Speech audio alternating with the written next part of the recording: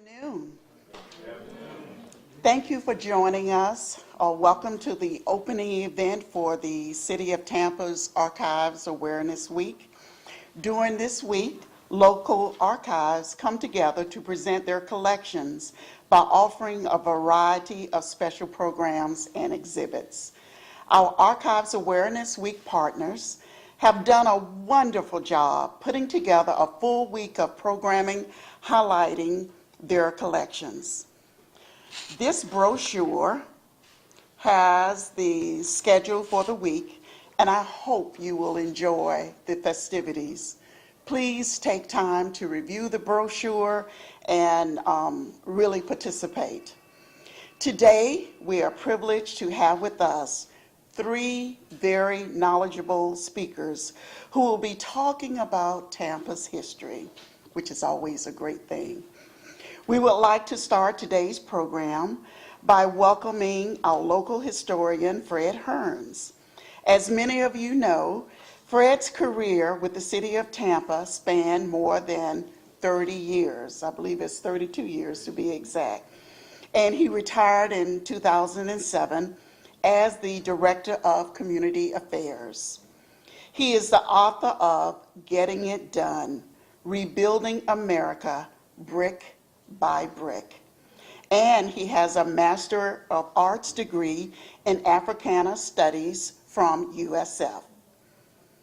He's the former president of the Robert Saunders Library, where he was president for 11 years. He is here today to share the history of Tampa during the Reconstruction period of 1864 to 1878. So without further ado, I would like to welcome Fred Hearns.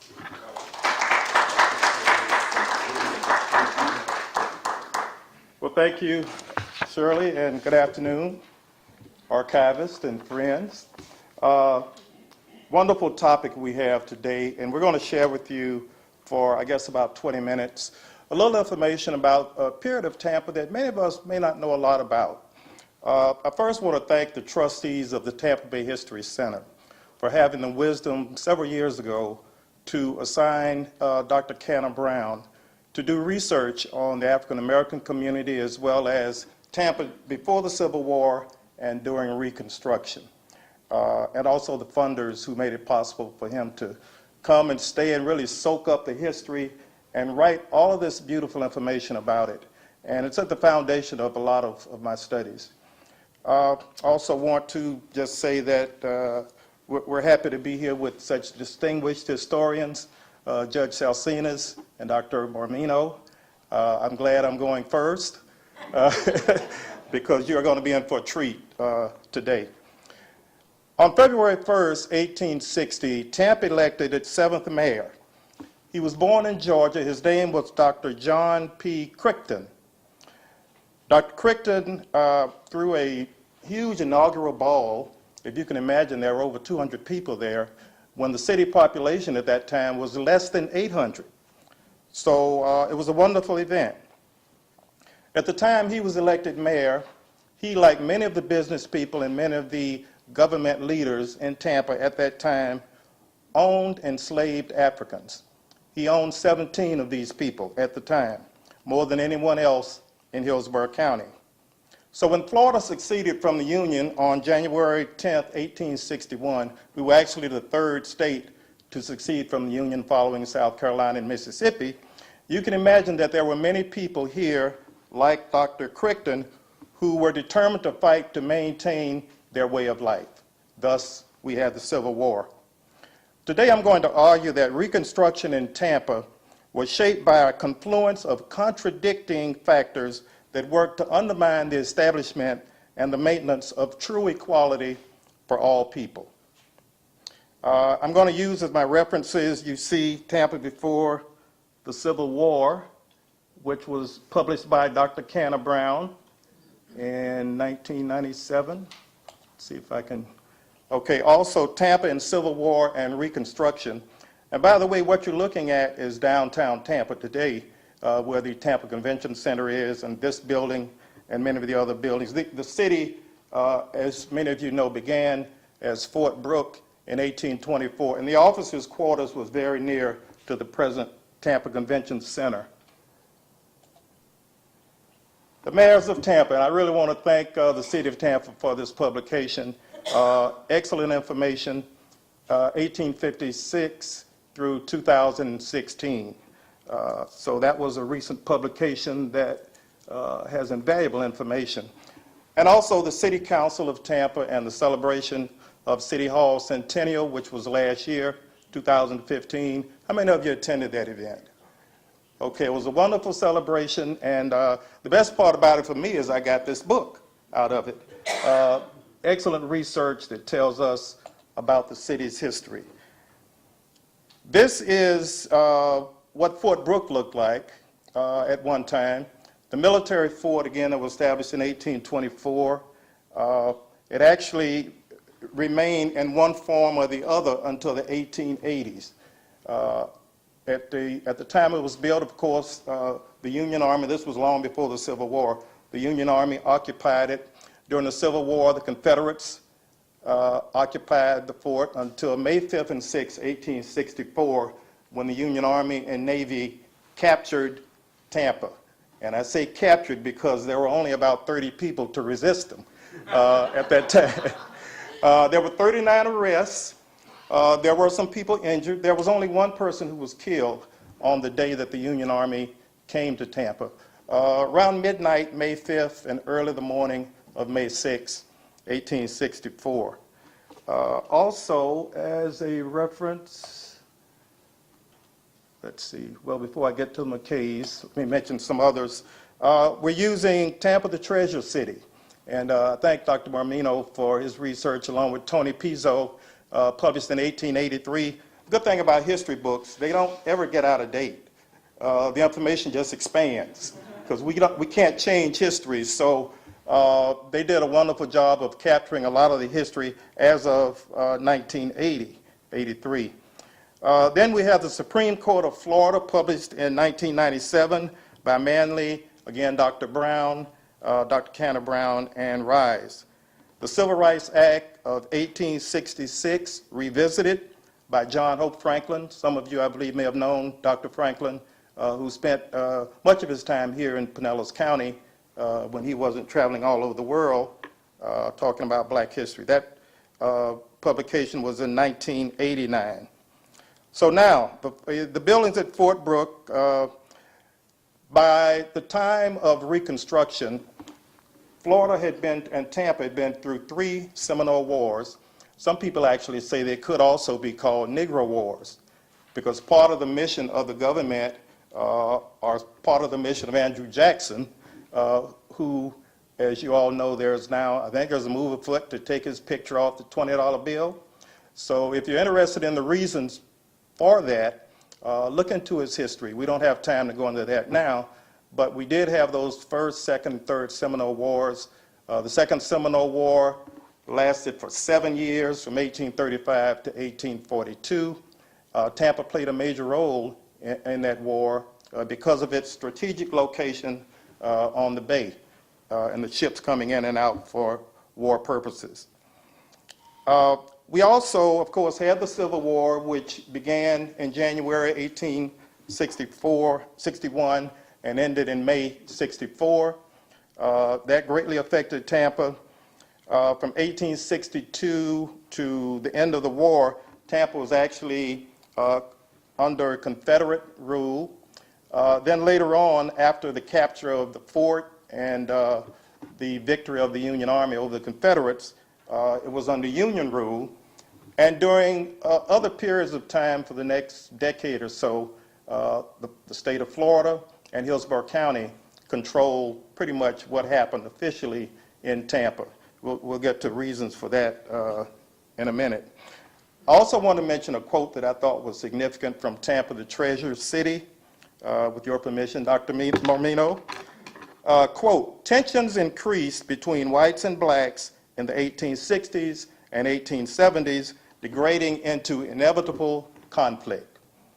And that hits the hammer, hits the nail right on the head with what we're talking about today. So there are 2 questions I want to try to at least raise and maybe provide some insight. Number one, what was the source of this tension between the obvious master-slave relationship? And number two, how did this tension affect whites and free blacks living in Tampa after the Civil War? So let's continue with Captain James McKay, Matilda K.L. McKay. You all know the name McKay, as opposed to John McKay, who was first coach at Bucks. Different McKay. This is McKay, for whom McKay Bay is named, right outside Old Hillsborough Bay here in Tampa. Kept the business community vibrant in Tampa during those very difficult years when there wasn't much money, there wasn't much industry. For many years, the largest business in Tampa was the lumber business. But of course, he made his fortune in cattle and real estate, working with Jacob Summerline, a business partner of his over in the Orlando area, shipping cattle to Cuba for gold, which Tampa desperately needed to keep its economy afloat. Owned a sawmill at the current Waterworks Park.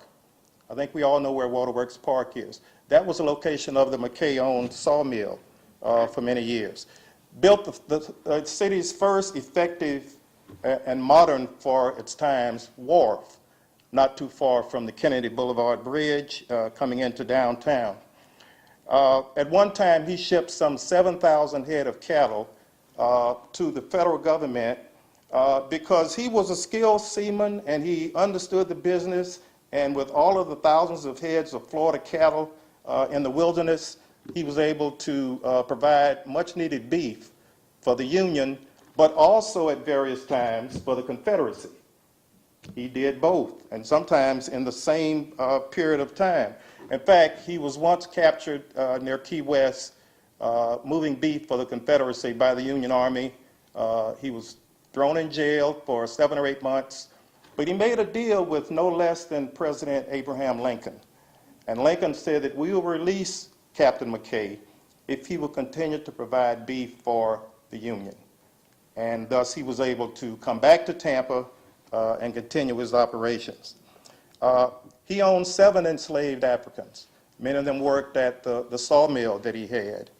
And I bring this up because, again, it shows some of the controversy. Here, this man who was very significant to the economy of Tampa during the Reconstruction period, but he also, of course, had been using enslaved Africans before the Civil War and during the Civil War. And then, of course, when freedom came, that ceased. And he was one of many people who lost much of their fortune when freedom came. When these bondsmen were no longer enslaved, in many cases, they represented most of the youth of many of these wealthy families, in addition to the land and the other property that they own. One other thing that happened that was, of course, completely unintentional, one of Captain McKay's ships returning from Key West brought something to Tampa that he was not the first, but he was one of those persons who unwittingly transported yellow fever into our city. And yellow fever wiped out dozens, perhaps hundreds of people at a time during the various yellow fever epidemics that we had, starting in the 1850s all the way up to the 1880s. So that's one of the significant people that we always have to include in our topic.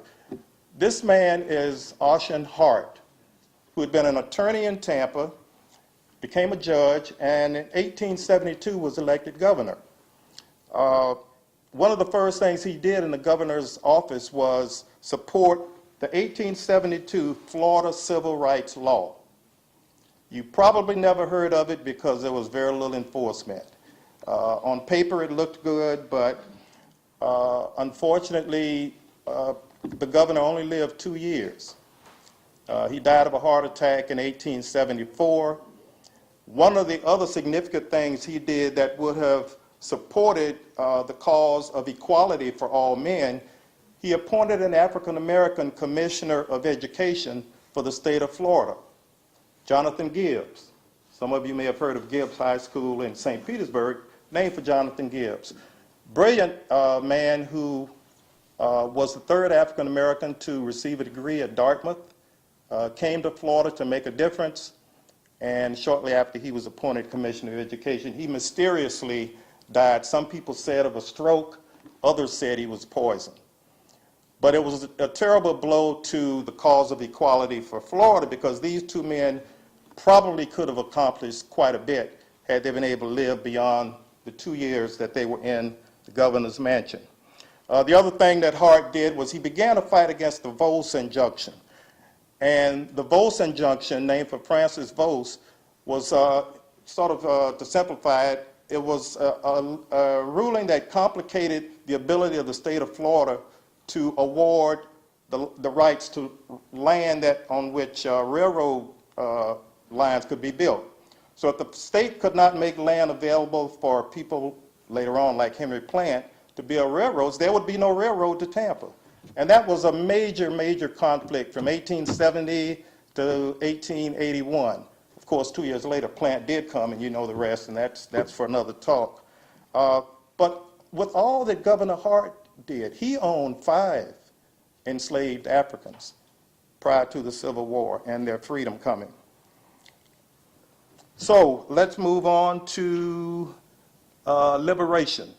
And again, I talked about May 5th and 6th, 1864. There were over 200 soldiers who came here during that time. They didn't stay very long. They only stayed a few days. There were some people who were, determined to try to revive their way of life in the South before the damn Yankees came.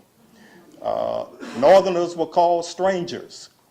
And there was a movement to rid them of the area, to get them out of Florida, even after the South came to its knees at the end of the conflict.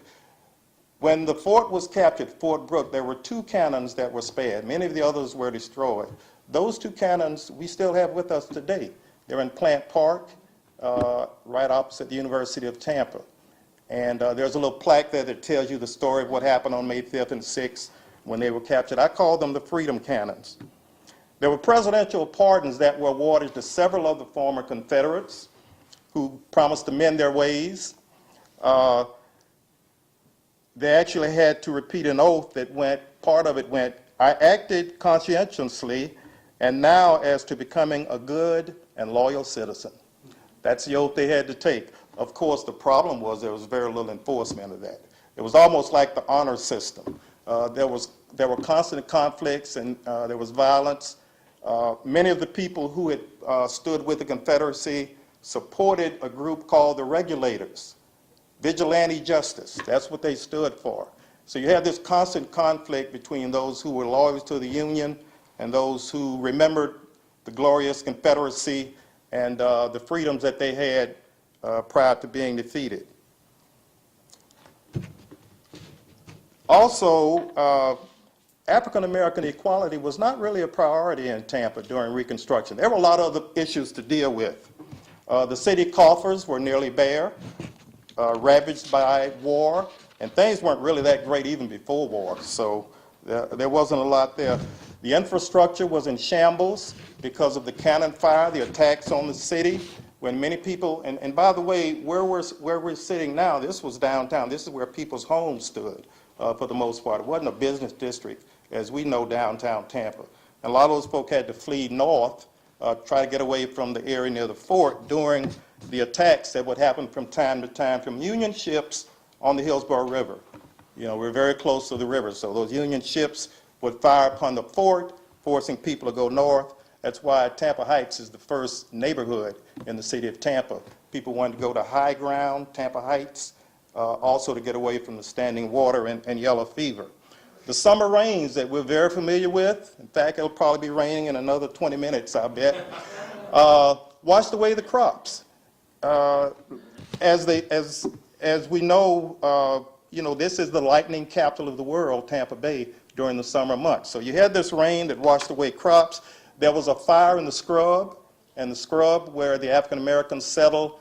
Actually, there were blacks living there prior to the conflict, but especially after the Civil War during Reconstruction. There was an old lumber yard there. They used a lot of that wood to build their homes. There was a fire that pretty much destroyed everything there during the Reconstruction period. And also there were supply ships that were wrecked at sea. And so supplies that Tampa desperately needed and Captain McKay and others had brought to the area were shipwrecked, and much of that was lost. How much time do we have? Oh, I'm out of time. Okay. Another governor from Tampa, Henry Lawrence Mitchell. You see there, born in Alabama, came to Tampa when he was a teenager. He was a lawyer, a farmer, businessman. He's the only governor buried at Oak Lawn Cemetery. There was a very interesting article about Oak Lawn recently in the newspaper. So he's the only governor buried there, and we also have an elementary school here, Mitchell Elementary School, named for him. He resigned his position as state attorney to join the Confederacy and fight for the South. He was instrumental in forming a group called the Sunny South Guards, and also he was very critical of what happened in 1868 here in Tampa when the newly freed blacks sent their children to school in the courthouse. There was no school building. The courthouse, which actually stood where Tampa Police Department is now, served as the first school for those black students. And Mitchell was one of those who was very critical of using the courthouse for that purpose. He was editor of the conservative Florida Peninsula, and he supported the no-tax movement in Tampa. And that was a big deal. I'm going to skip ahead and just talk a little bit about the no-tax movement. Can you imagine running for mayor on a platform that promises that you're going to abolish city government? And that's what actually happened. John T. Leslie, cattleman, businessman, he actually owned the land that Ybor bought that began Ybor City, John Thomas Leslie. He and his father owned 13 enslaved Africans. He organized the Conservative Party to fight the Union-led government here in Tampa. At one time he was our sheriff. And he ran and won the mayor's race on the No Corporations People's ticket. He and all of the others on that ticket promised that they would abolish city government if they won, because they did not want to pay taxes to a government run by blacks, Republicans, Unionists, and so forth, and strangers, Northerners. Rather than do that, they would abolish city government, and they won, and that's what happened. City government was abolished on October 4th, 1869. It would be 18 years before we would be incorporated for the final time. You know, we celebrate 1887 as the year of incorporation for the city of Tampa. That was 18 years after the city voted to abolish the government. So after there was no more city government, the Union, the Confederacy, the county, Hillsborough County government, and also the officers in charge at the Fort Brooke. The military was still very much in charge. So let me just go quickly through a couple of photos. This is James T. Magby, who was one of the political opponents of those conservatives who wanted to preserve the way of the Union. He helped protect freedmen and Northerners as an attorney and as a judge, but he also owned 13 enslaved Africans. Just a tremendous controversy at that time, during the time before we had the Civil War and those people were set free. He donated a portion of the land in Oak Lawn Cemetery in the southeast section of the cemetery where he's buried. He donated that land. He was also Tampa's first lawyer. But again, that section of the cemetery was segregated, just as pretty much everything else was. That's James Magby. And let me wrap up. Another one of our mayors, Josiah Ferris, businessman, fought for the Confederacy, was captured, held as a prisoner, eventually released, and came back to Tampa. And this map, which I'll end on, you can come up after the program, get a closer look. This was done by Florida State University. It shows what Tampa looked like as far as who owned what in downtown Tampa and those areas around downtown in 1875. Congress passed the 1866 Southern Homestead Act, which gave land to those persons who applied for homesteads without distinction of race or caste, class or color. And they actually allowed black folk to secure their homesteads several months before it was opened up to whites. Therefore, you had the first homestead filed after the end of the war, March 19, 1874, by Cyrus Charles, who was a black man who was in the lumber business, well respected. And what land do you think he chose? Probably chose the same thing I would have chosen. Right on the Hillsborough River from Kennedy north to Curtis Hickson Park. That's the land that this black man chose as the first homesteader after the Civil War. The second homestead was filed by a name many of us who grew up in Tampa familiar with, Fortune. Fortune Taylor, her husband was Benjamin Taylor. They owned the land along the Hillsborough River, along Ashley, 33 acres of land from Curtis Hickson to the Strass Center belonged to this black woman and her husband in the late 1800s. By 1900, all of this land had changed hands. She actually died in poverty. We also had white citizens who took the oath. They had to take this loyalty oath. They had to promise to live on the land for at least 5 years. They had to pay a small fee, and they had to farm some of the land in order to maintain ownership. So that is pretty much what we wanted to cover. Dorcas Bryant owns 60 acres of land in the Scrub. That area we know is Tampa Union Station, the train station, and the northwest section of Channelside. She owns 60 acres in that area during Reconstruction. And again, by the turn of the century, that land had changed hands. So that's in a nutshell what we wanted to talk about, give you an idea of what Tampa was like during Reconstruction. And again, you're welcome to take a closer look at the map later on. Thank you.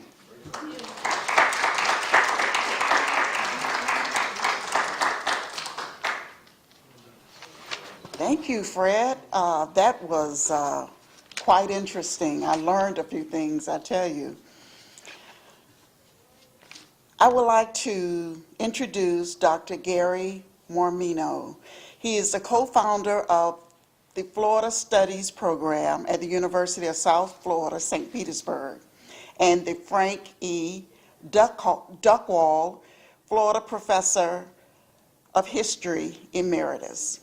In addition to a teaching career that has spanned nearly 4 decades, 40 years, Dr. Mormino is the author of award-winning Florida history books, including The Immigrant World of Ybor City and The Land of Sunshine, State of Dreams, A Social History of Modern Florida.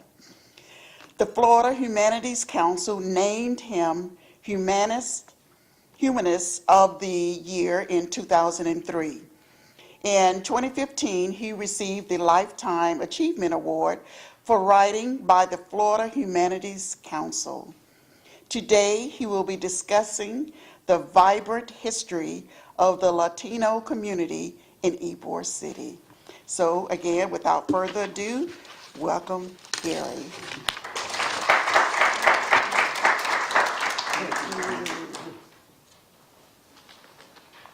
Thank you for that gracious introduction, and thank you, audience members, for coming. It's always a treat to be here in this lovely old City Hall, one of the grand buildings of Tampa. I'm going to talk a little bit about my observations in Ybor City over the last 39 years. It was about 39 years ago, next month, that I arrived as a young historian.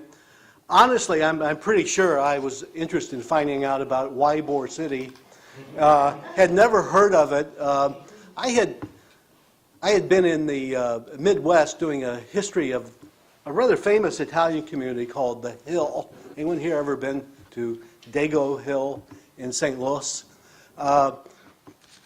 It couldn't have been more different from Tampa and Ybor City. The Hill was conservative. Ybor City was quite raucous and dynamic. On the Hill, the Catholic Church had a reverential role, not so much in Ybor City. But most importantly, though, the one thing I picked up in St. Louis, when I had arrived there to do a history of the community as a graduate student, I realized there were no archives. There was almost nothing written about the community. And I had a 3-month lease on my apartment. And I really couldn't go back and tell my advisor I had blown it. So I bought a cheap tape recorder and went out and started interviewing people. And this method worked very well there, and it worked even better in Tampa. So in 1977, when I arrived, Ybor City was in steep decline. Few of the original inhabitants lived in this once vibrant ethnic community. 7th Avenue was a shadow of its once thriving self, ghost-like at night. But to this young historian, this was a dreamland. I mean, I had never found a place this interesting, as vibrant, as exciting as Ybor City. It was different from any ethnic community I had ever seen or smelled. By the way, I have a great proposal for an idea next year, smells of old Tampa. Maybe we could import smells, but the aromas of fresh Cuban bread emerging from La Segunda Bakery, mingled with those of the shredded flank steak of Alvarez Cafe, and the burnt scent of dark coffee emanating from La Naviera Mills. Add to that the fragrant, musty smell of tobacco leaves that wafted through the remaining cigar factories, mixed with the staccato dialects of Spanish, Italian, and English. Wow, what an interesting community this was. I mean, just mind-boggling almost. Despite the obvious economic decline in Ybor City, and 77 was probably the nadir of Ybor City, many buildings that lined the area, especially on 7th Avenue, were still standing, which was pretty amazing considering the history of urban renewal. I returned again and again to gasp at the grandeur and monumental scale of the ethnic clubs, the societies, the l'Unione Italiana, the El Centro Español, the El Centro Asturiano, the Martín Maceo Club, the El Circolo Cubano Club. These are some of the greatest buildings in Florida, not just Ybor City. These buildings are simply stunning. And when I would bring my immigrant colleagues, historian colleagues along, they just could not believe that an immigrant community had built structures such as this. One person called them, these were not merely monuments, these were monuments to the working classes, cathedrals for the working classes. Well, I could not wait to find out more about the people and who built them and who had once lived in these casitas, the small wooden cottages. In a race against time, I tracked down hundreds of these people. Looking back at it, I'm not sure how I managed to do it. I found some playing dominoes and sipping café corretto, corrected coffee with brandy, in the arabesque-tiled cantinas of the still active mutual aid societies. You will not see that today, but you could still see it in the 1980s. As my tapes rolled, tales of struggle and heroism emerged. They poured forth, and patterns began to emerge. I met an exotic cast of characters a novelist could not have dreamt of. Boleteros, numbers runners, los lectores, those who read books aloud to workers. Cafeteros, those who supplied café con leche to the tabaqueros. I even met strippers. These would be despaliadoras, the women who stripped the tobacco leaf from the leaf. Some of these people remain deeply embedded in my memory. In 1980, I met a 94-year-old retired tobacco worker, Jose Vega Diaz. Think about this. This is someone who came to Tampa in 1890. I mean, it's hard to imagine this today. He saw and heard Jose Marti as a young boy. His life, he had survived wars and revolutions and strikes. And now at 94 years old, he also, one thing he couldn't survive is the renewal of Ybor City. When told that his house was going to be torn down, his wife of 65 years, Blanca, said, I can't move. And she died that night of a broken heart, really. He also gave me quite possibly the greatest answer I ever received. I asked him, you're supposed to ask very neutral questions. So tell me about organized religion in Ybor City, a religion in Ybor City. He said, it reminds me of a character in a Victor Hugo novel. Now, how many people read Victor Hugo today? How many can quote Victor Hugo? He said, in every French village, he said, there is a force of light that lights the candle. He said, that's the school teacher. He said, but in every village, there's a force that tries to blow out the candle of light. And he goes, he said, that's the priest. So he hadn't answered the question, but he had answered the question as well. When Ybor City was founded 130 years ago, exactly 130 years ago this week, its prospects seemed dismal. I mean, it's amazing that someone is here talking about Ybor City, because there were hundreds of communities like Ybor City founded as factory cities, really. But most of them died during the first strike, or they burned down. And the prospects weren't very good in 1886. Ybor City was a factory town, a primitive outpost, scoured by yellow and typhoid fevers. When I interviewed Highway 60 is named, help me. It's Adamo Drive. When I interviewed Francesco Adamo, he said, as a young physician in Tampa, he said, this was like the third world, dengue fever and all these things. I asked Paolo Longo, who was in his 90s when I interviewed him, I said, tell me your first memories of Ybor City in 1904. He said, Zanzare y cocodrilo. Mosquitoes and alligators. Yet the community survived epidemics, it survived wars, revolutions, and labor strife. What an amazing story. In 1897, the Tampa Tribune wrote, the cigar city is to Tampa what the iron industry is to Pittsburgh. And for many, many decades, Tampa was cigar city. I mean, no doubt about it. Millions of cigars, Tampa Nuggets, Hava Tampas, Tampa Girls, and many more famous brands ensured prosperity. A Tampa-made cigar became a proper status symbol for the era's growing middle classes. To grade, destem, and fashion the tobacco leaf into puro Habana cigars, thousands of immigrants from Cuba, Spain, and Italy, Latins in the local vernacular, created an ethnic oasis in the Deep South. You have to realize how unusual this was to have in a largely rural, white and black agrarian state. Here you have this city of Tampa, an industrial city, and you had this community of Italians, Spaniards, and Cubans, as well as black Cubans. I mean, it's extraordinary what a place this was. Over 100 cigar factories once stood. Alas, few of them remain. My favorite, by the way, is in West Tampa. You're driving along West Tampa, and you look up, and if you stopped, and you said, what is that? And you would say, well, that's a Spanish Romanesque church with a bell tower.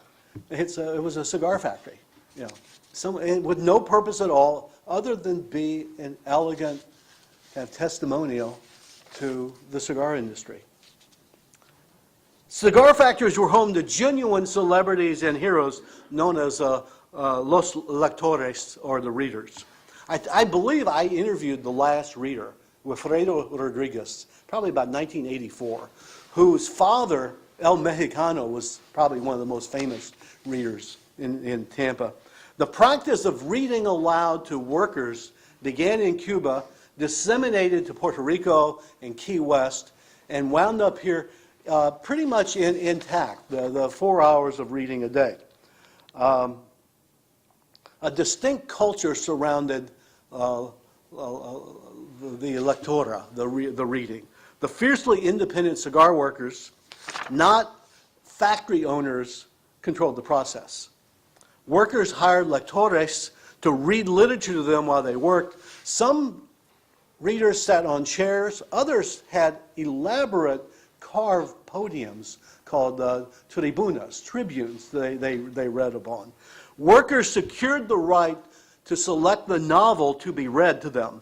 In a celebrated incident, this should be celebrated in Archives Week, in I think about 1906, two workers began quarreling over a novel to be read. The one person suggested we read Victor Hugo's 1893. The other worker said, you know, the language is a little raw. It might offend the women in the audience. They took the argument outside and had a duel and killed one another over the selection of a novel. Something noble about such conflict. By the way, Victor Hugo couldn't have come up with that plot theme in one of his novels. Tampa's prosperity largely depended upon the skills of these 10,000 cigar makers. By the way, these were pretty good jobs. These were not proletariat workers. I figured out that a tabaquero, someone who rolled cigars, made about the same salary as a union carpenter in Chicago. And this was a much cheaper town to live in. So you were really close to kind of labor middle class at this time by being a cigar maker. There are problems with this, with strikes and everything, but Ybor City was also a hotbed of radical ideas. Angelo Massari recounted how, as a young man in Sicily, he became radicalized confronting a conservative Catholic Church and a repressive state. He wrote, when in 1902 I landed in Tampa, I found myself in a world of radicals for which I was prepared. In Ybor City, anarchists, trade unionists, socialists, communists battled for primacy. It was just an amazing scene before about 1920. Massari had left his impoverished Sicily because, as he said, a young man had three options in Sicily. You could rebel, you could stagnate, or you could immigrate. And immigration seemed the only logical alternative. He had heard also that in Tampa, coffee was cheap. In Sicily, you might have coffee once a year at Christmas or Easter. He said, an aunt who had returned to Sicily told him, we have coffee 4 or 5 times a day, all you can drink. That was enough for him. He immigrates. And by the way, this radical unionist who arrived as a socialist in Tampa in 1904 became a wealthy international banker, the American dream in a lot of ways. Consider the inspiring story of Jose Iglesias. Now, I find it interesting. How many of you, let's just have a little, how many of you have read Jose Iglesias? I'm guessing very few. I would argue he is Tampa's greatest native-born writer. In fact, I don't even think it's close. In fact, name the second place there. No, very few people have read Iglesias. We need to do more to boost Jose Iglesias. What a remarkable man. A son of Spanish immigrants from Galicia. He was a Gallego. Tales from Galicia and Ybor City enrich his writing. His stories colorfully reflect the political passion of the cigar workers. Quote, people date their lives from various strikes in Tampa. In 1902, his uncle was a reader in a cigar factory in West Tampa. He was also the mayor of West Tampa. He was kidnapped by the business community because it was feared he had too much power, and everyone thought he would be assassinated. When he returns alive, he returns to a hero's welcome in West Tampa. Latins may not have won many strikes in Ybor City, but they left a stirring cultural legacy. Asserted Iglesias, though cigar makers knew how to organize more than trade unions, nothing speaks more eloquently of immigrant resolve than the ethnic societies they created on such a grand scale. Each of these societies constructed impressive theaters whose performances in Spanish and Italian languages occurred weekly. Remarked Iglesias, when the great international performers in opera such as Caruso came to town, they came to Ybor City, not Tampa. It was cigar makers who booked them, not Americanos. These societies also established modern hospitals and medical clinics to provide collective health care. These may have been the most modern hospitals in Florida in the early 20th century. But for all the charm and all the material culture of Ybor City, the wrought iron balconies, the wooden cigar makers' cottages, and the palatial theaters, it was the survivors' stories I treasure most. And one story in particular, given the tensions in Tampa and America today, how's this for a story? Manuel Alfonso was a black Cuban. He told me as an Afro-Cuban, he maintained that respect above all mattered among his Ybor City neighbors. Ybor City was an integrated community. That's amazing. He said, we Latins and Afro-Cubans, we used to get along good. He said, when my grandmommy died in 1923, she was buried on Noche Buena, Christmas Eve, which in Cuban homes always had a big celebration. The only black family on that block was my family, yet nobody on the block celebrated Noche Buena that year out of respect for my grandmother. That's quite a tale and a story worth remembering. In ending this, history is never static. The original Ybor City, characterized by scarcity, gave way to the prosperous Ybor City of the 1920s. Kind of the golden age of Ybor City that most of us remember. The Great Depression followed, walloping the cigar industries, and in a cruel symmetry, machines replaced hand rollers while radios replaced the readers' voices. World War II emptied Ybor City of young men who wanted to prove to Uncle Sam they were more Americans than Americans. When G.I. Jose and Giuseppina returned after the war, they wanted little to do with the aging wooden casitas or a cigar industry that had cratered. By the 1950s, African Americans constituted a majority of Ybor's residents. Third-generation businesses began closing. The Columbia Restaurant, a landmark restaurant dating from 1905, and Ybor Square kind of stood in sentinel as sentinels on the opposite ends of Ybor City for many decades. The 1960s shook Ybor City to and from its foundations. Interstate 4 dissected the enclave, and in a classic case of intended and unintended consequences, the Great Society's efforts at social engineering failed miserably when urban renewal simply wiped out 60 or 70 blocks and replaced it with nothing. In the 1980s and 90s, young Tampeños found Ybor City a hothouse for artist studios and countercultural bookstores. Guavaween, a raunchy Halloween parade down 7th Avenue, perfectly fit Tampa's new sensibilities. The city of Tampa and developers built new parking garages and a shopping complex, Central Ybor, to boost the struggling enclave. Now, early in the 21st century, raucous bars, tattoo parlors, and musical venues define the newest iteration of Ybor City. The Church of Scientology has moved into Ybor Square. To be honest, I prefer the old Ybor City. I miss the elderly immigrants who quoted Victor Hugo and who recounted the Great Strike of 1910. I miss the imperious Spanish waiters who served patrons for decades at the Spanish Park and Los Navidades, masters who could debone a broiled pompano with a knife and a fork and reassemble it.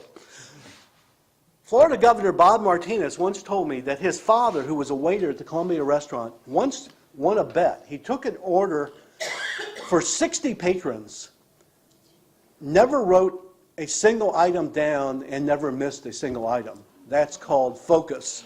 I mourn for an Ybor City that we lost long ago. So much of modern Florida is a recurring story of loss and lamentation. Crystal Springs despoiled by development, century-old orange groves replaced by condominiums, kitschy tourist attractions taken over by mega theme parks. Florida is never static.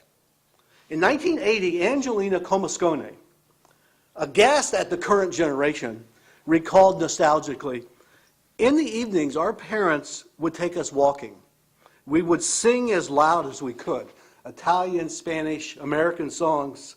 She lamented, nobody walks anymore, nobody sings anymore. And yet, as a historian, I realize that every generation deserves its own music and its own Ybor City. Ybor City sings today. Rock on. Thank you.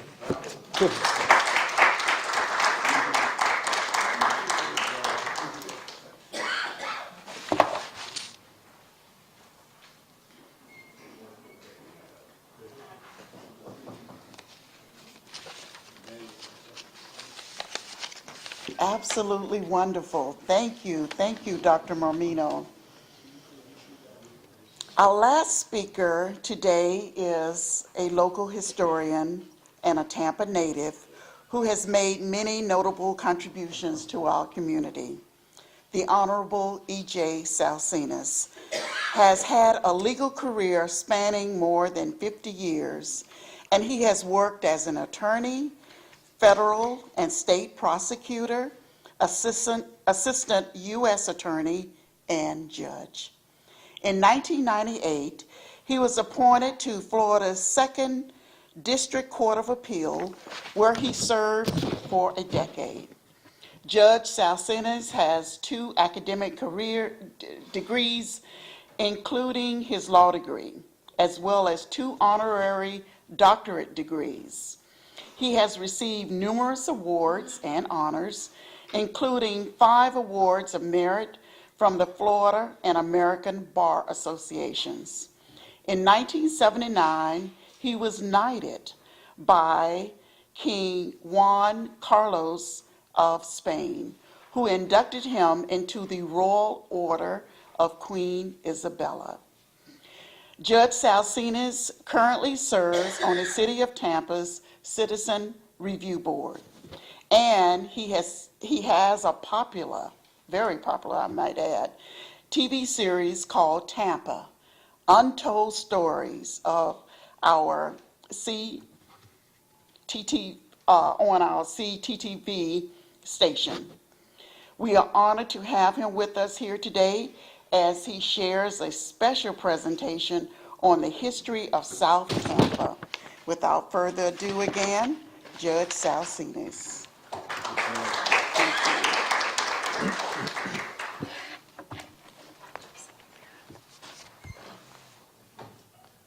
We brought a series of pictures for you, and we hope that you're going to enjoy the review that we're going to give you.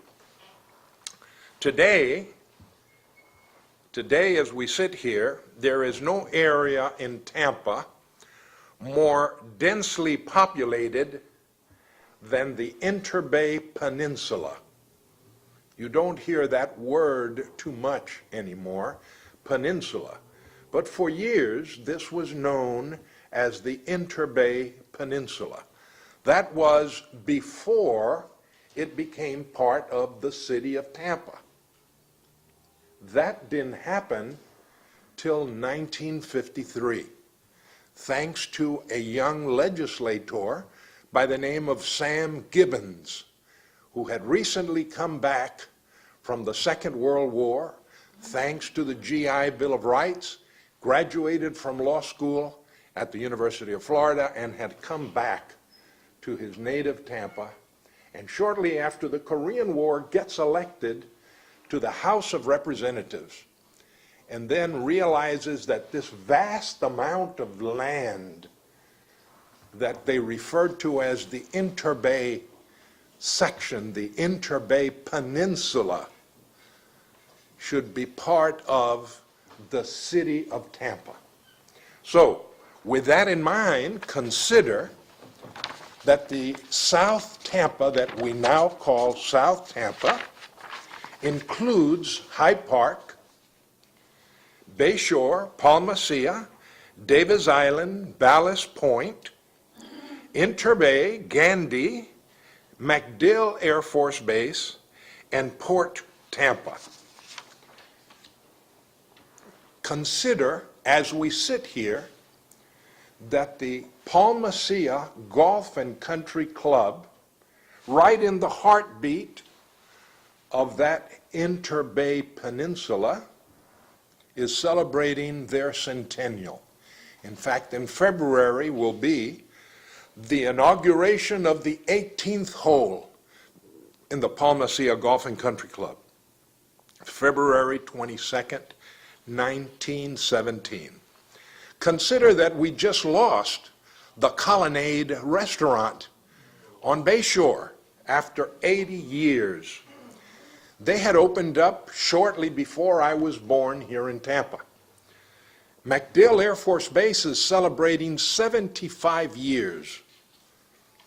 The Academy of Holy Names on Bayshore was built there when it closed the two Academy of Holy Names that they had behind Sacred Heart Church, and in West Tampa, the Academy of Holy Names later became St. Joseph Elementary School, and they moved to Bayshore next to a beautiful sanatorium, an old word for a place of healing.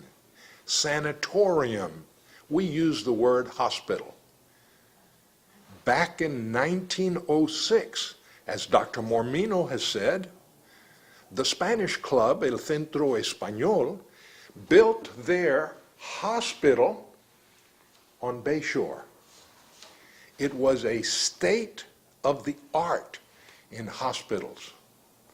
That was 22 years before Tampa Municipal Hospital, that we now call Tampa General, was built. The Ballast Point Pavilion has already celebrated more than 123 years. The Tampa Yacht and Country Club opened in May of 1905. That's 111 years ago. And the Bayshore Royal Hotel on beautiful Bayshore was built 91 years ago. Consider, as Fred Hearns was explaining and Gary Mormino was explaining, everything was just around here. From here south was Old Tampa. Fort Brooke was further south. And then little Tampa town, not the city of Tampa. That didn't happen until 1887, as you've heard. So little Tampa town was here, and then a great thing happened. A man with a great visibility by the name of Henry B. Plant brings his railroad to Tampa town. And then he needs to go further because he needs a 7-mile stretch to get to the deep water, which we call Port Tampa. Was there anything in the Interbay Peninsula, EJ? Not really. It was forest, it was swamp, it was marshland, a lot of cows running around, wild pigs running around. But there were some individuals that had had the foreseeability to buy some land on that side of little Tampa town. And you're going to know the names immediately. Because when I say Mr. Watrous had an orange grove on that side of Tampa town, and Mr. Morrison had some groves on that side of Tampa town. They knew it was just a matter of time. All they needed to wait was for one big event. And you know what the big event was? Building a bridge across the Hillsborough River.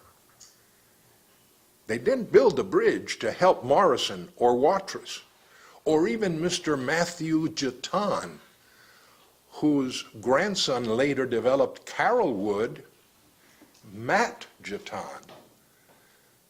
It wasn't to help those people that had the orange grove. It was to help this great man that brought the railroad, and he was going to build an exotic hotel with 13 minarets. And they needed the construction equipment. They needed the workers to get across the river because the little ferry wouldn't work, and a bridge was built. And that singular event opened up Interbay. All of a sudden, Mr. Plant invites his rich and famous friends from the northeast corner of the country, mostly from Connecticut, where he was from, and from New York, to come down to see this beautiful, beautiful exotic hotel in beautiful Tampa. And they came. And some of them liked what they saw.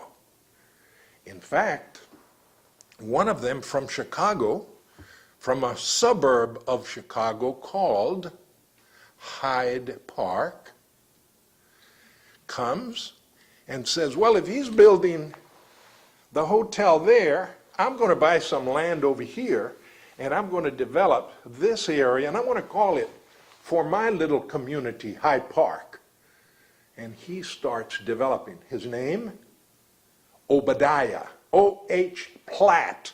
You go by his bridge all the time, the Platt Street Bridge.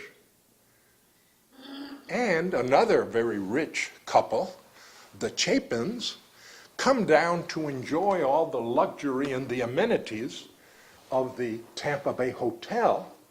And they like what they see, and they rent a horse and buggy, and they go up the waterfront, and they like an area close to where today Gandy and Bayshore. And the Chapins decide, let's build our dream home in front of this beautiful water way here, the Bayshore.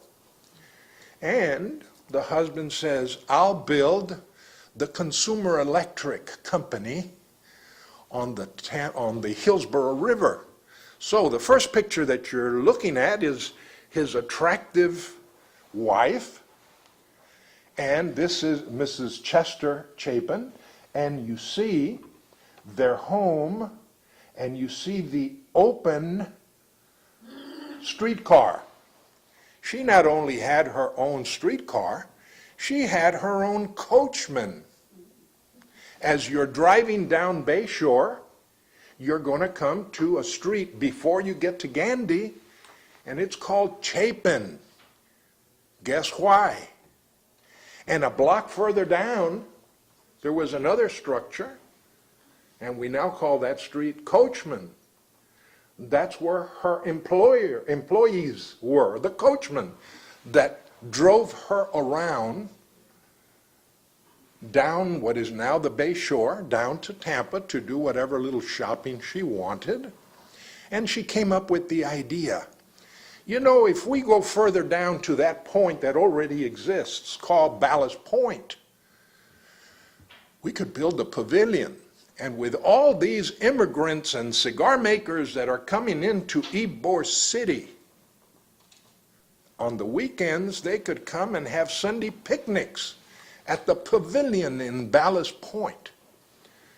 And you've heard of the shipping magnate, the cattle shipping magnate, Mr. McKay. Well, there were others that were also involved in the cattle industry. And they would take their annual drive of cattle down that waterway that we now call Bayshore, and they would load up ships with cattle to go down to Cuba. In Cuba, they were getting paid in gold and in silver, as you said, doubloons. Gold and silver back in Tampa produced mucho money. As a result, as they were loading the boats, the sailing boats, you had to be very cautious where you put the cattle.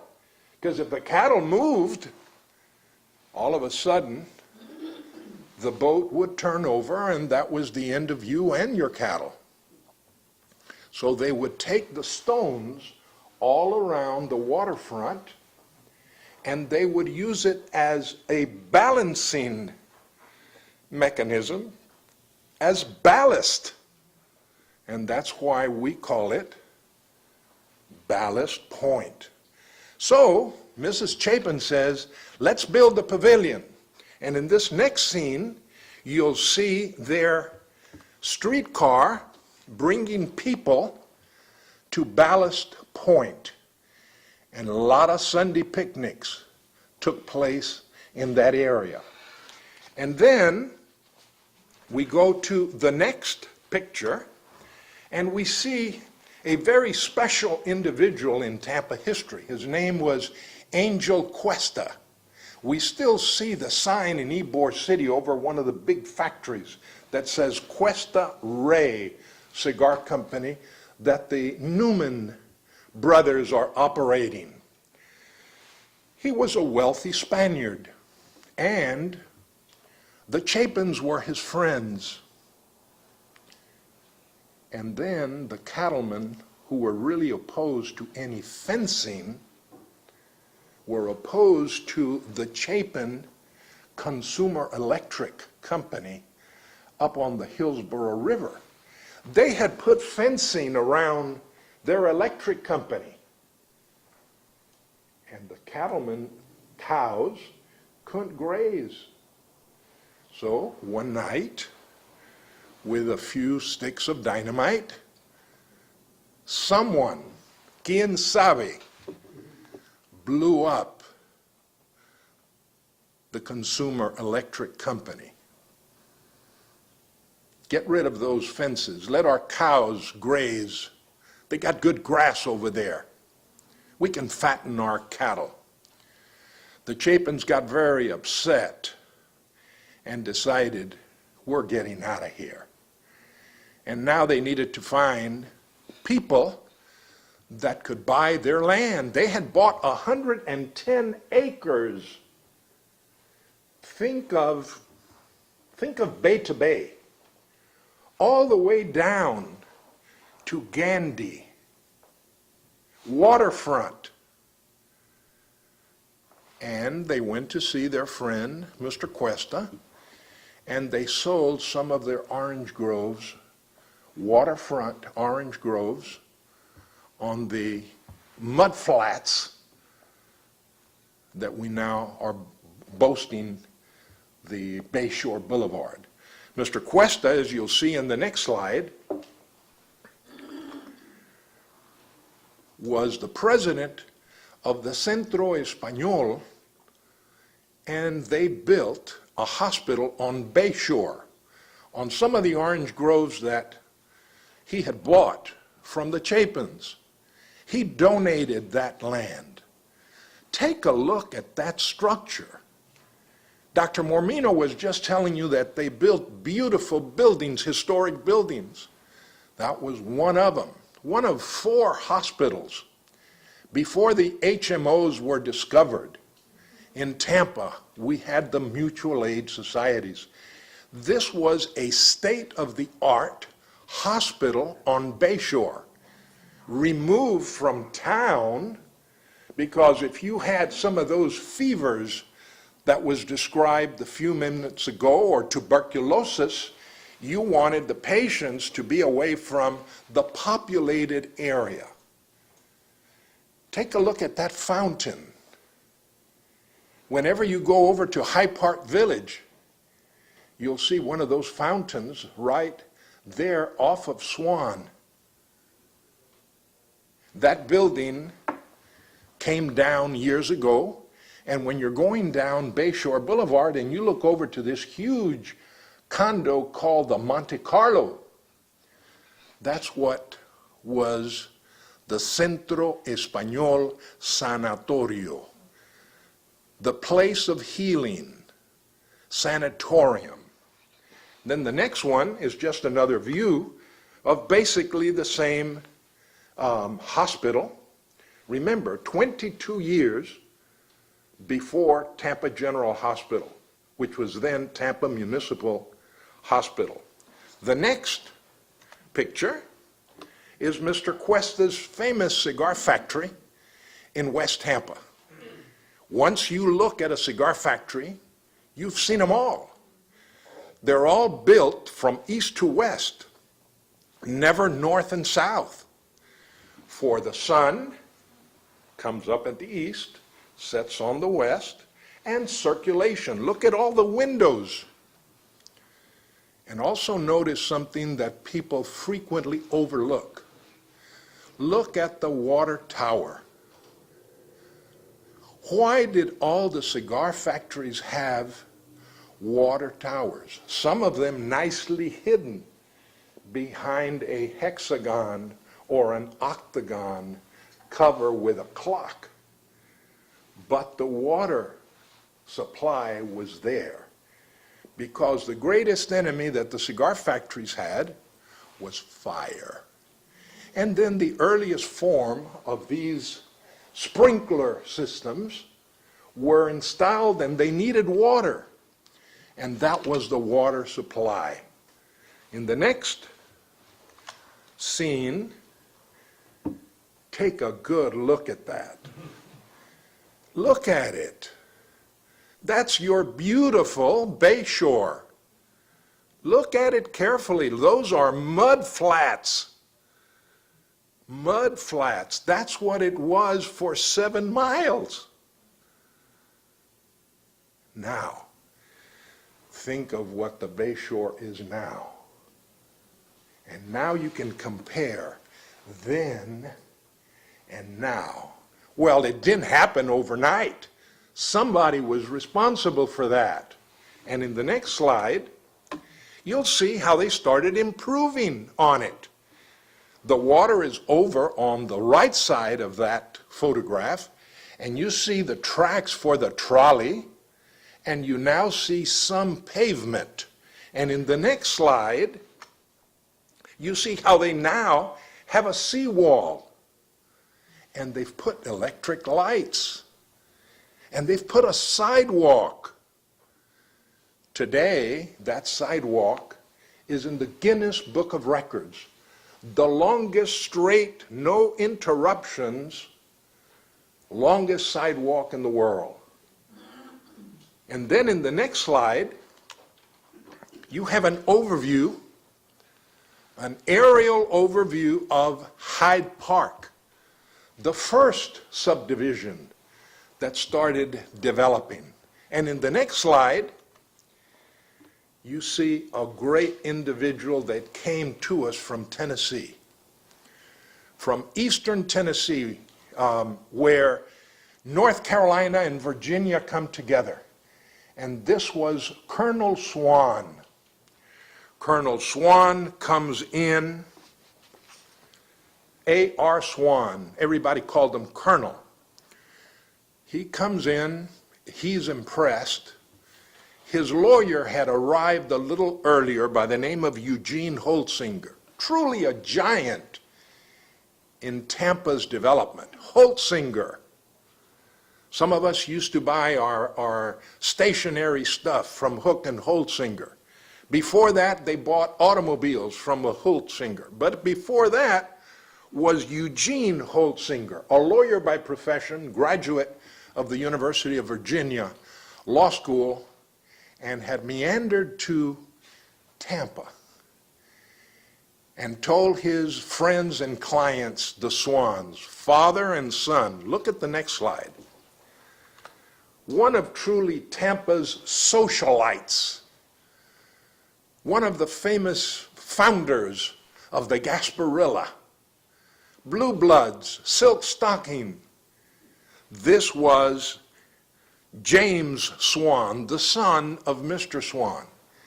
And that trio, the two Swans with Holtzinger, said, we're going to change these mud flats.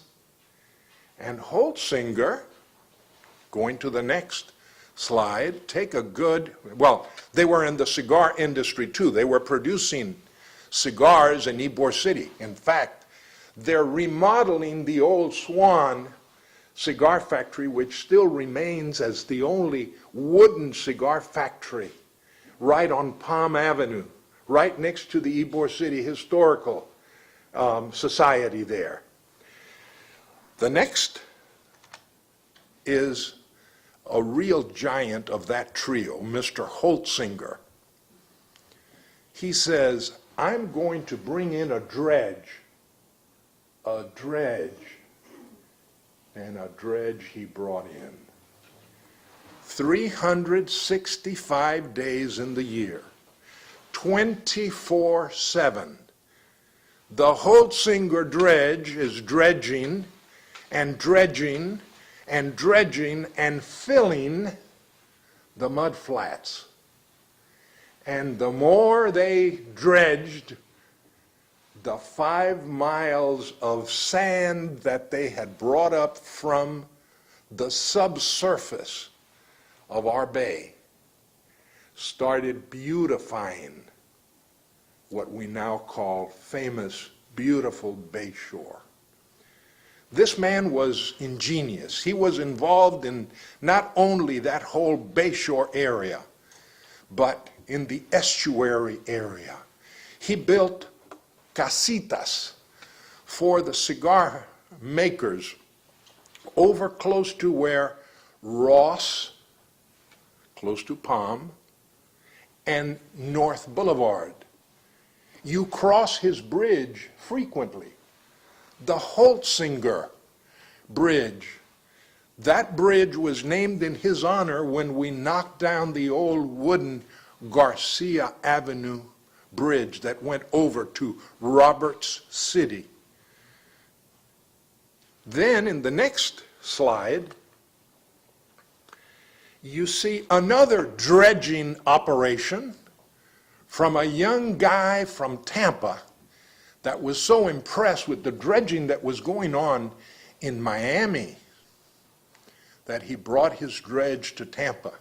And he bought the subsurface to a grassy isle. And that grassy isle, he dredged and made that isle bigger. And the dredge was producing so much that he created another island. And he created another island. And those 3 islands we now call Davis Islands. And the dredge worked very well, and famous Harbor Island today was also filled in with the dredge. It had been called Seddon Island. And in the next, well, before we go away from this one, take a good look at the building that's just going up. That building that you see there becomes Tampa Municipal Hospital, now Tampa General Hospital. In the next slide, you see another giant of a man. His name, James Taylor. James Taylor bought land, and he came up with the idea, if I could just build a golf course here in the middle of the Interbay Peninsula, if I could just build that golf course, some of the rich and fancy would buy some of my famous mansions that I would build around the greens. And he is the father of the Palma Seca Golf and Country Club. He developed that area. In fact, one of the streets adjoining one of the greens is named for the man from Scotland that he brought to develop that golf course. And people were flocking in. They didn't have transportation to get to the golf course. They'd get off on the bay shore, and they would walk with their clubs to the golf course. His grandson is a practicing attorney here in town, Scott, and Scott tells me, E.J., my grandfather had told me that if you put your shotgun in your golf bag, you could do some quail hunting between the greens. And people were flocking and moving over, and he says, I'm going to give all this land for Plant High School. So we have Plant High School, the second high school in Tampa. The first was Hillsborough. The second was Plant, thanks to him.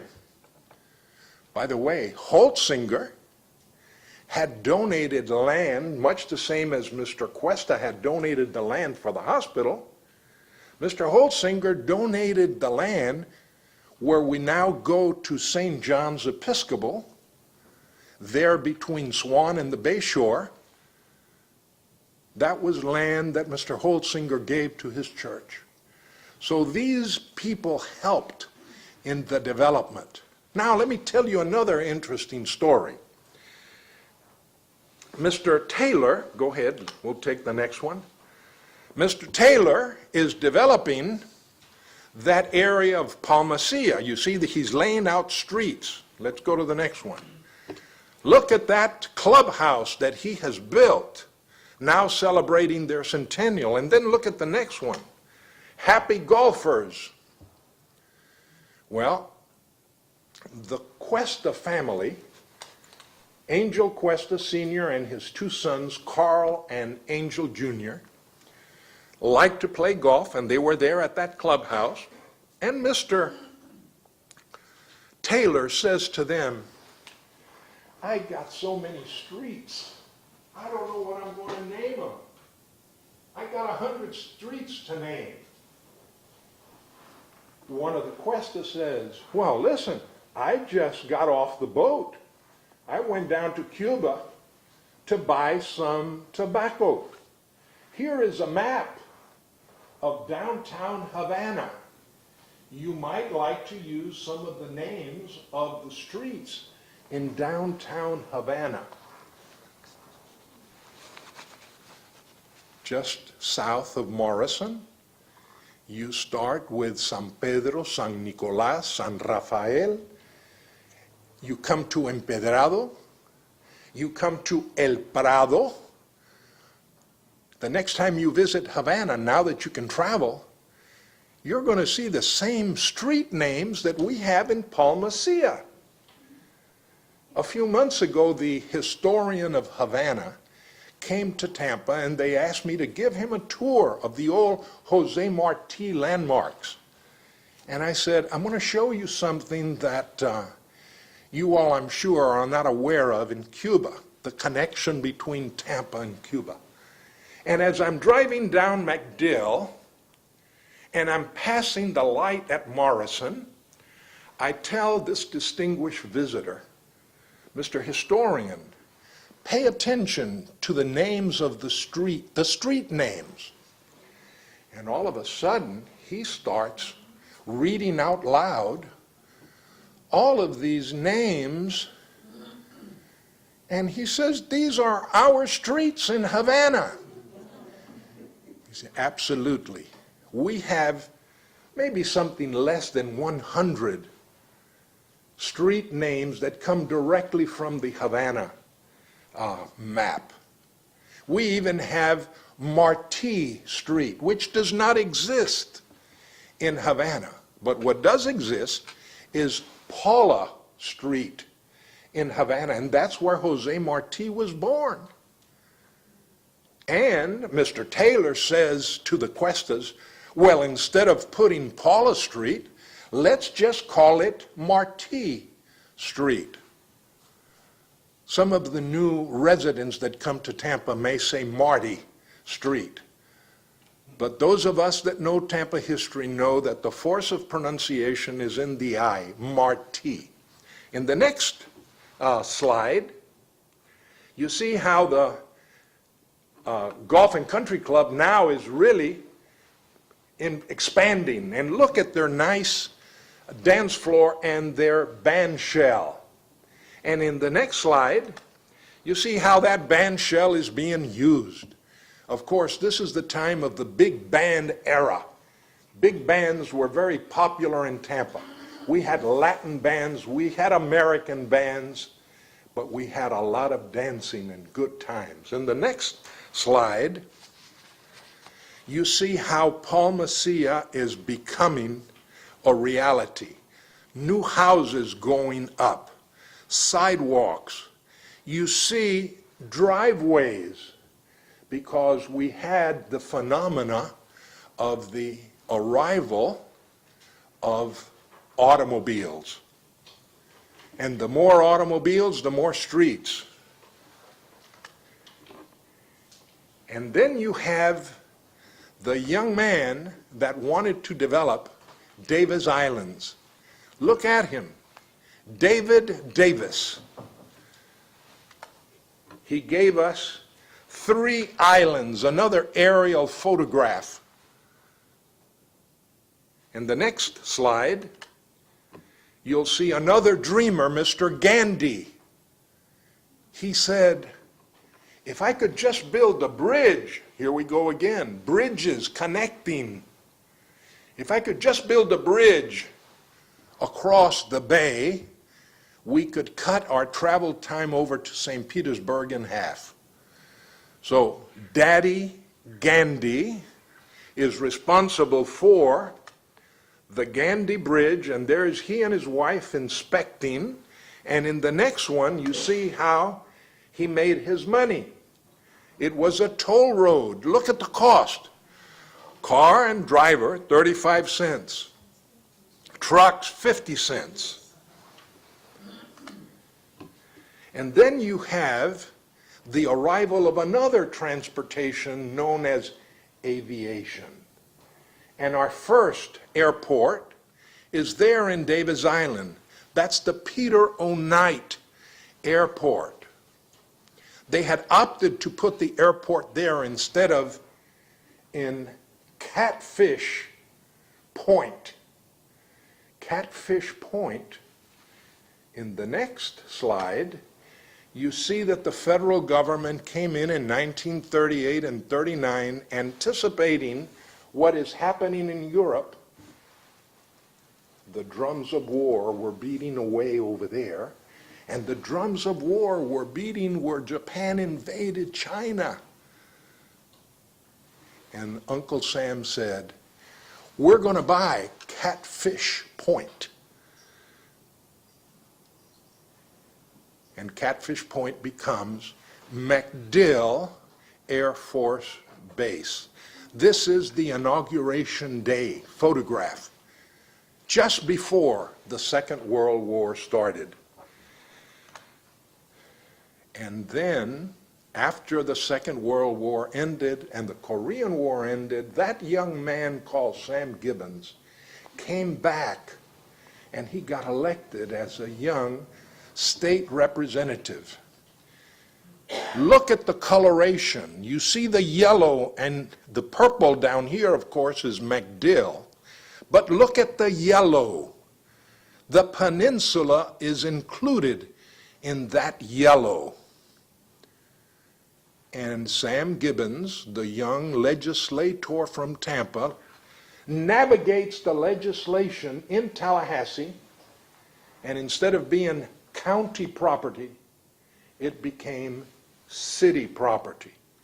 So as a young boy in Wilson Junior High, we were living in the county, and as I'm graduating from Wilson Junior High in 1953, instead of being county property, it became City of Tampa. It was annexed.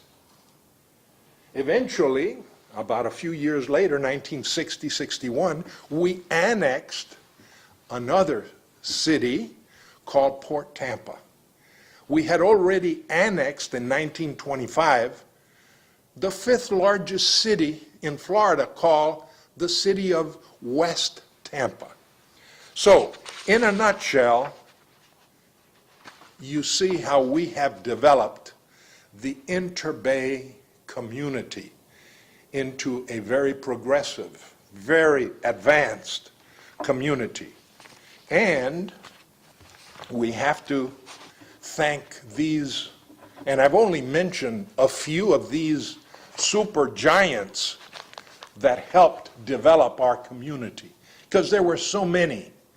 But certainly in the time constraints, we couldn't talk about all these other superheroes. But this has been a chronology and timeline that has given you a very quick overview of how we received and how we inherited this beautiful paradise that we call Tampa. Thank you for your attention, and thank you for loving Tampa.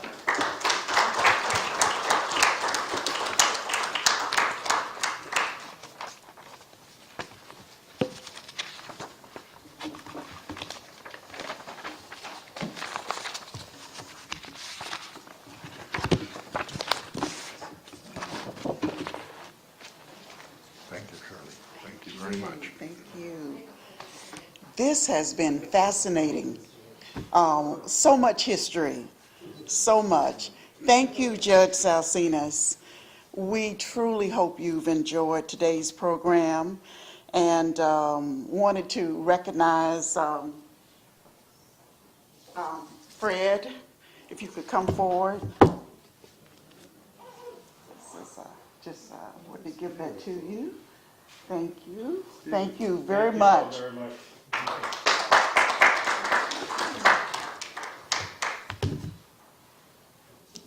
Dr. Marmino. Thank you. Thank you very much. And Judge Salsinas. Thank you very much. Appreciate it.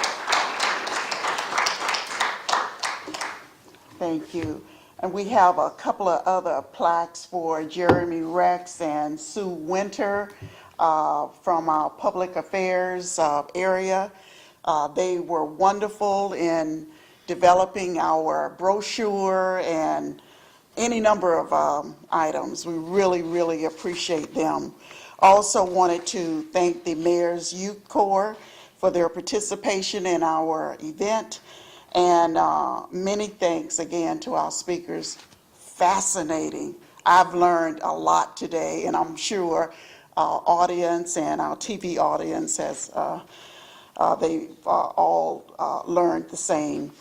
Want to thank our city clerk's office, including Sandy Marshall and Debbie Mercer, our Archives and Records Division, including our very own records manager, Jennifer Dietz, and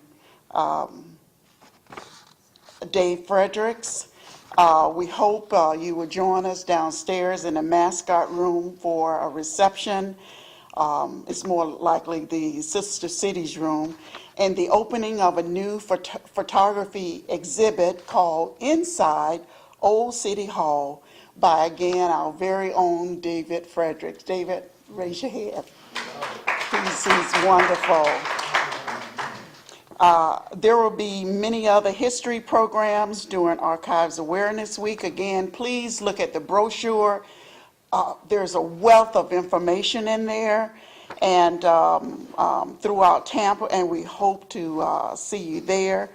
Thank you. Please make it a point. We are very fortunate to have these great speakers. I can tell you how much I've learned today. It's just wonderful, and you all have a great way of telling a story. It is wonderful, and I can listen to you all day. But we have to go, so thank you very much for coming, and please enjoy the rest of your day. Thank you.